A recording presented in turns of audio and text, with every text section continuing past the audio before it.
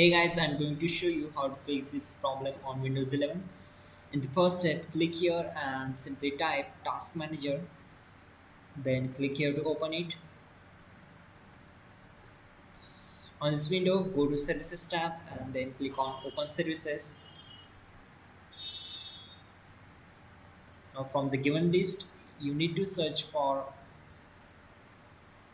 Windows Search. Right click on it and select Properties. Then click on Stop and set up Startup Type as Disabled. Then click on Apply and then OK. Now close this window. In the next step, click here and search for Device Manager. Then click here to open it. On this window, just expand Controllers and right click here and select Properties.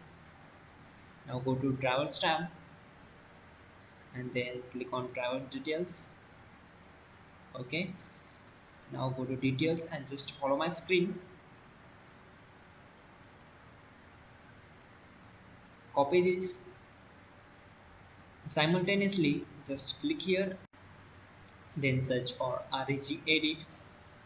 It will open Registry Editor. So click here to open it. Select S. Now you need to just follow my screen.